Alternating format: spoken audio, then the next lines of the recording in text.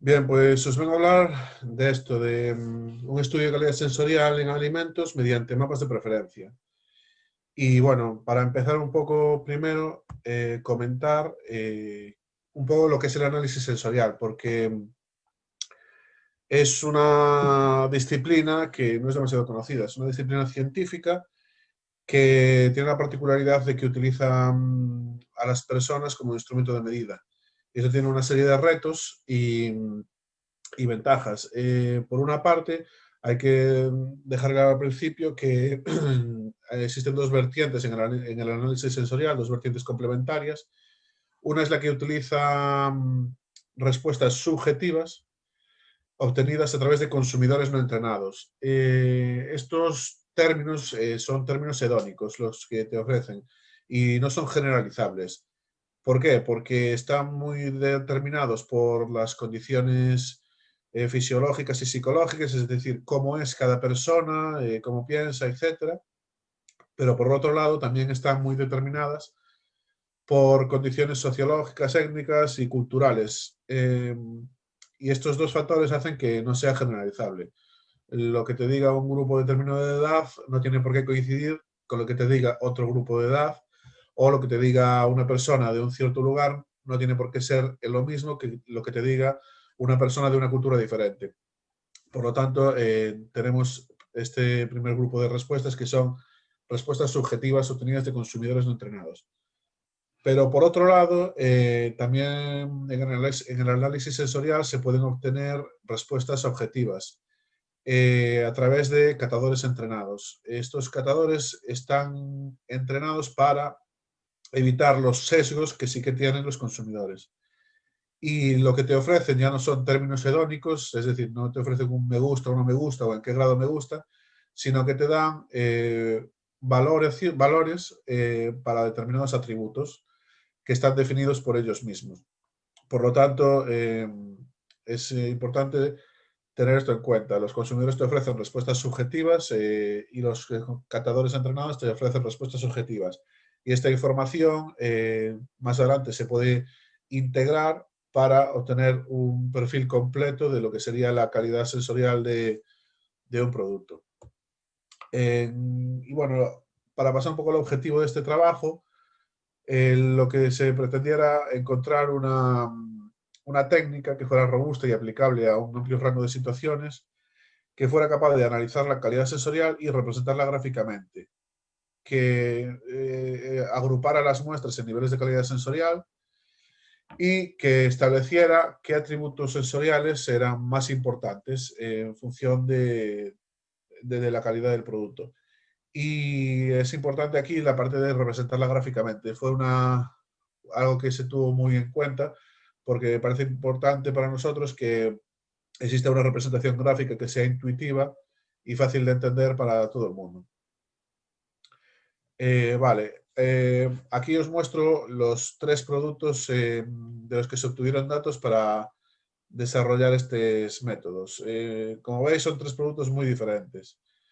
Por un lado, carne picada, galletas María y magdalenas. Que, bueno, la carne picada tiene la dificultad extra de que pues hay que cocinarla, ¿no?, antes de probarla. Y es un producto totalmente distinto a los otros dos que son de repostería. Y las galletas María y las magdalenas, aunque puedan parecer similares, también tienen características muy diferentes de textura y de sabor. Y bueno, a la derecha podéis ver un poco como ejemplo los atributos que se evaluaron para la carne picada. No es importante, simplemente es un ejemplo para que veáis cómo para los consumidores lo que se pregunta son términos que todo el mundo entiende, como olor, sabor, términos genéricos, y se les pregunta en qué grado te ha gustado el olor de esta muestra y te dan una valoración. Mientras que a los catadores se les pregunta por términos específicos que están definidos de manera muy concreta para que todos sepan exactamente qué están valorando, y lo que se les pide es el grado, por ejemplo, en jugosidad. ¿Qué grado de jugosidad tiene esta muestra? Para que quede clara un poco la diferencia entre estos dos tipos de respuestas. Y como veis también, los catadores entrenados eh, evalúan muchos más atributos que los consumidores. Los consumidores evalúan normalmente muy pocos atributos y muy genéricos. Básicamente uno para cada sentido que aplica y una valoración global, que sería un poco la respuesta odónica general que dan para ese producto. Bien, y ahora hablar de por qué mapas de preferencia, por qué un análisis multivariante. En primer lugar, el análisis univariante evalúa las muestras atributo a atributo, claro. Y esto pues puede tener su utilidad en algunos ámbitos, pero aquí dejaba el análisis un poco cojo, porque no quieres saber en olor cuál es la mejor muestra. Lo que quieres saber es cuál es la mejor muestra en global y cómo afecta cada uno de los atributos a esa mejor calidad sensorial. Y el segundo problema es que un test como el test de Tukey, que es lo que se muestra aquí, no, no te ofrece unas categorías concretas, sino que son categorías solapadas, con lo cual era difícil obtener de ahí una serie de categorías de calidad sensorial. Era difícil saber qué muestras eran mejores y qué muestras peores sin un análisis muy pormenorizado y muy específico. Bien, por lo tanto, se decide hacer un análisis multivariante y para ello el primer paso es modificar pues, la presentación de los datos. Lo habitual es tener los datos como aparecen aquí, es decir, una matriz para cada uno de los consumidores, de los asesores, en el que te aparecen las muestras y los atributos que evaluó para cada muestra, de manera que tendrías una serie de matrices. Y nada, simplemente se reestructura para convertirlo en una única matriz continua con cada uno de los asesores en línea. De manera que tienes todos los datos en una única matriz. Y bueno, simplemente ya pasamos al mapa de preferencia, que no es más que un análisis de componentes principales. Se utiliza la valoración de cada consumidor como una variable y las muestras, que son las letras, son los individuos, digamos. Y en este caso, veis que no es sería un biplot, pero no es la vista clásica, porque en este caso no interesa saber cuál es la opinión de cada uno de los consumidores. Lo que interesa saber es la distribución de la muestra de consumidores que tienes. Y por lo tanto se decide sustituir esa representación con puntos por un mapa un mapa de densidad. Podéis ver en este en concreto que la mayor densidad serían los tonos más hacia el rojo y la menor densidad los tonos más hacia el azul. Podéis ver aquí que la mayor densidad de consumidores se sitúa hacia el cuadrante superior derecho. Por lo tanto, puedes decir que los productos más valorados son los que están más situados hacia el cuadrante superior derecho. El F, el G, el H. Y bueno, las líneas de puntos simplemente se cruzan en la coordenada 00 para hacer un poco más sencilla la interpretación, pero el objetivo aquí, que creo que se cumplió, es que se obtiene una representación gráfica muy sencilla de interpretar. Una vez que se explica cómo funciona, es muy fácil de interpretar y te permite de un golpe de vista saber cuál es la calidad sensorial de cada una de las muestras. Pero en ocasiones se hace un poco difícil dividir un poco el punto en el que dejas de considerar que tiene una calidad sensorial superior y pasas a una calidad sensorial inferior. Por lo tanto, se acompaña este gráfico de un análisis clúster que se representa con un dendrograma que te permite hacer dos categorías de calidad sensorial. Por ejemplo, podemos ver aquí que hay una categoría que es la B, E, I y C, las muestras B, E, I y C, que podemos ver aquí que B, E, I y C son efectivamente los que están más hacia el lado izquierdo e inferior y por lo tanto podríamos decir que esas muestras pertenecen a una categoría de calidad sensorial inferior. Y bien, este mapa está hecho utilizando solamente la valoración global que te dan los consumidores. Por lo tanto, deja mucha información fuera, porque te estás olvidando totalmente de el olor, el sabor, de todos estos otros atributos que evalúan y por lo tanto estás, digamos, desperdiciando algo de información. Como primer vistazo al análisis es muy útil, pero además se puede dar un paso más, que es hacer un análisis factorial múltiple con el que se colocan las muestras sobre el plano y después se superpone, del mismo modo con un mapa de densidad, se superpone la distribución de las valoraciones de los consumidores para cada uno de los atributos. Y bueno, el mapa de densidad está escalado para que todos tengan los mismos niveles de densidad. Y gracias a esto puedes comparar los distintos mapas de preferencia. Esto lo llamamos el mapa comparativo de preferencia interna. ¿Y cuál es la utilidad? Pues en este caso, el aspecto no era significativo y aquí podemos ver que efectivamente no existe una dirección en la que estén los consumidores más concentrados, pero sí que nos sirve, por ejemplo, para ver que para la textura la distribución de los consumidores ya no está tanto hacia arriba a la derecha y está más simplemente hacia la derecha. Y para el sabor, pues se tiende más hacia arriba que más hacia la derecha. Y nos permite comparar cuáles son las distribuciones de los consumidores para los distintos atributos.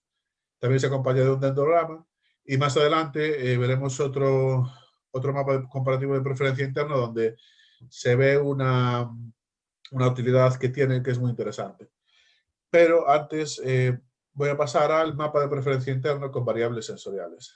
De nuevo, estamos en el primer mapa de preferencia y hay una serie de elementos a mayores, que son los datos objetivos. Se incluyen como variables suplementarias los atributos objetivos que nos dieron los consumidores. De manera que se construye un gráfico muy completo porque te da las valoraciones subjetivas de los consumidores, es decir, te dice que, por ejemplo, vamos a centrarnos en el producto G. Te dice que el producto G es muy valorado por los consumidores, pero además te dice que el producto G tiene valores altos de jugosidad y de grasa en boca y valores bajos de gomosidad y de aroma ácido, por ejemplo. Por lo tanto, tú, si quieres hacer un estudio en el que quieras saber cómo mejorar un producto, el producto G, por ejemplo, bueno, si quieres mejorar el producto C, por ejemplo, que es uno que es peor, aquí puedes saber que no es muy valorado y además puedes saber por qué no es valorado. Es porque tiene valores bajos de jugosidad, valores bajos de brillo, entonces te puedes centrar en mejorar esos aspectos. Por lo tanto, con minutos de entrenamiento puedes hacer que alguien entienda este gráfico y para obtener esa misma información por otros medios requeriría de varios tipos de análisis y ver tablas, ver datos concretos, que harían mucho más difícil esta representación rápida e intuitiva. Bueno, como veo que tengo un poco de tiempo, voy a pasar a ver este mapa. Es un mapa de preferencia, de comparativo de preferencia. Y bueno, lo que os decía antes, de que aquí sí que se obtiene una conclusión muy interesante. Y es que en este caso, para este producto, existían diferencias significativas en todos los atributos. Pero ¿qué ocurre? A pesar de haber diferencias significativas, no existe una concentración clara de consumidores hacia ninguno de las zonas, para ningún atributo excepto para olor. ¿Esto qué quiere decir? O no quiere decir simplemente que no existan diferencias en el sabor, en la textura. Puede significar que estas diferencias tienen menos importancia de la que creíamos o que no existe un consenso entre los consumidores de hacia qué producto consideran que tiene mejor sabor. Por lo tanto, yo si quisiera mejorar mi galleta María, diría, vale, pues como veo que el único consenso entre los consumidores está en el olor, voy a centrarme en mejorar ese aspecto, ese atributo. Y también te puede servir este mapa y también el mapa de preferencia interno sin más, te sirve para detectar cuando existen dos grupos de consumidores diferentes, dos o más grupos. te puede permitir ver que hay cierto grupo de consumidores que les encanta el producto D, pero hay otro grupo que les encanta el producto A. Te sirve también para identificar ese tipo de casos en los que hay dos clases de consumidores dentro de tu muestra. Y nada, sin más, esta es un poco la bibliografía que utilicé, los gráficos están hechos con ggplot. Y bueno, voy a ver también un poco los comentarios que hay en los chats. A ver, no sé si hay alguna pregunta.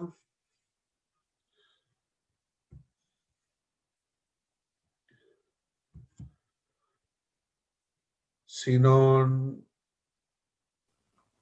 nada, comentar un poco eso, que estos gráficos están hechos con ggplot y fue una herramienta muy útil para este trabajo porque permitió ir apilando las distintas capas, pues el mapa de densidad, luego apilar cuál era el nivel mínimo y el máximo que tenían que tener todos los mapas para poder compararlos, porque por diferente salen todos, cada uno con las instancias óptimas. Y aquí lo que interesaba era que todos tuvieran el mínimo y el máximo iguales para poder compararlos. Y luego las líneas que permitió, de una forma muy minimalista, o bueno, al menos a mí me lo parece, es detectar dónde está el 00. Sí, me pregunta María José que si los resultados son los que esperábamos o si nos llevamos alguna sorpresa. La verdad es que en este caso, por ejemplo, en el caso de las galletas María, sí que hubo una sorpresa, porque ya, como dije antes, eran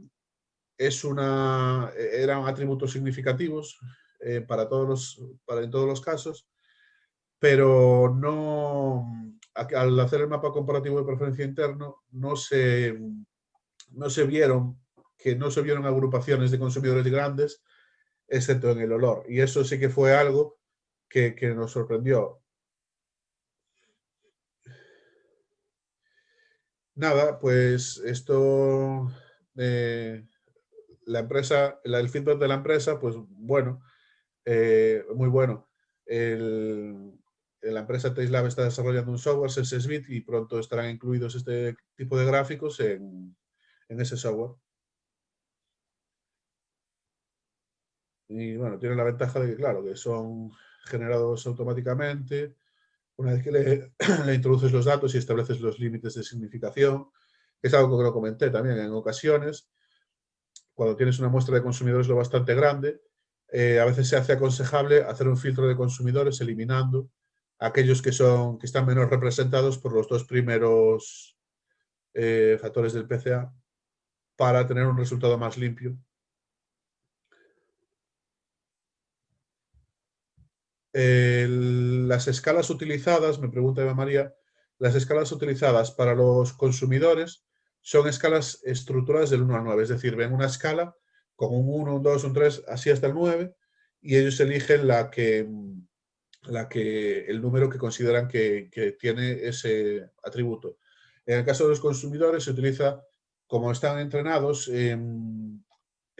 para utilizar escalas no estructuradas, es decir, una línea blanca de X centímetros en la que ellos pues colocan una señal en el punto que ellos consideran que está el valor del atributo que miden. Y bueno, como están entrenados, son capaces de manera muy precisa utilizar esas escalas que un consumidor no sería capaz de utilizar.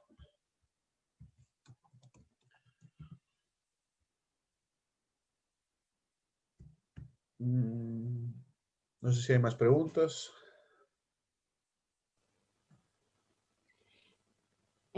Andrés, decíache polo chat cal era o feedback desde a empresa, desde Fontaneda, non? Que entendo que bueno, galletas tipo María, tampouco era María, Sí, era no, se unha empresa utilizaron... calquera. Nada. Las galletas se evaluaron, en este caso creo que eran cinco marcas de galletas tipo María. Eso, pues de las que hay en el mercado. Creo que cogimos todas las que había en el mercado, que incluyen marcas blancas también.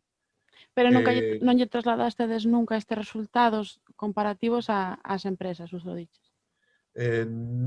No, creo que no se llegó a hacer eso. Vale, esa era a pregunta. Ah, vale, vale. Vale. Está alguén escribindo algo polo chat e nos quedan 3 minutos, o sea que podemos agardar a que Vale. esa pregunta. Merce Palacios está escribiendo. Dice, ¿cómo realizaste los análisis multivariante, matrices de distancia, Adonis? Se utilizó FactoMiner, la función PCA de FactoMiner y pues con los ajustes básicos de FactoMiner, del PCA de FactoMiner. Ahora mismo no sé decir de memoria, pero... Vale. Vale, pues moi ben, pois moitas gracias, Vale, dejo de Andrés. compartir.